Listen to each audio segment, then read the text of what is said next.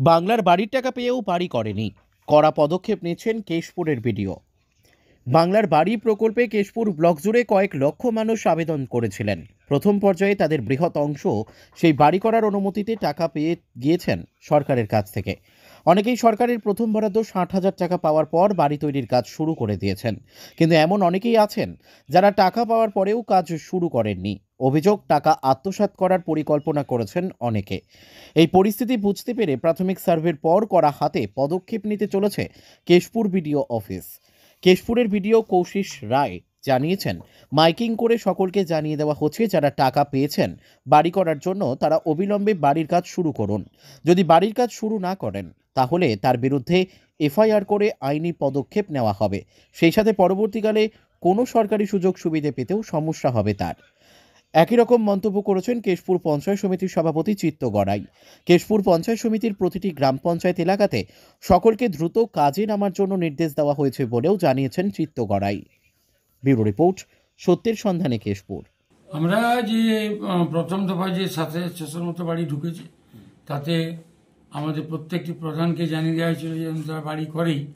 তো আমাদের কাছে খবর আছে অনেকেই করছে, কিন্তু যেটা আপনারা বলছেন এবং আমরাও গত দুদিন আগে প্রধানকে মিটিং করে বলে দিয়েছি যে আবাস ডিএম সাহেবের সম্মতিক্রমে যে আবাস যোজনা যারা বাড়ি করেনি তাদেরকে টাকা ফেরত দিয়ে দিতে হবে, আর তারা আর কোনোদিনই যাতে আবাস যোজনার টাকা না পায় সেই ব্যবস্থা করা হবে।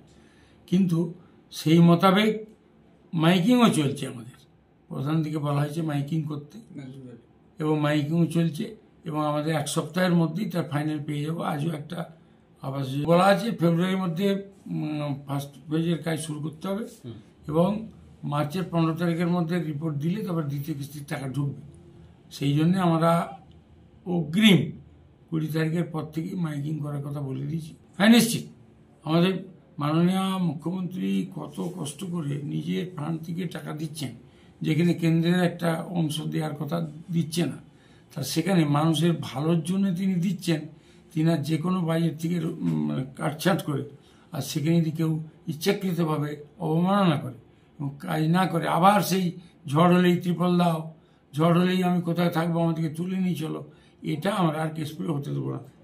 আবাস যোজনার ক্ষেত্রে আমাদের পারমিশনের প্রয়োজন হয়নি, কেন পারমিশন করার জন্য যে প্ল্যান এস্টিমেট করতে হয়, একটা মিনিমাম প্ল্যান এস্টিমেট বলাই আছে আবাস যোজনার জন্য, যে 10 ফুট বাই 10 ফুট একটি বাড়ি হবে, তার চারপাশে সে অ্যাসবেস্টসের দুয়ার নামিয়ে বাড়িটা সম্প্রসারণ করবে, কিন্তু পাকার ছাদ হতেই হবে।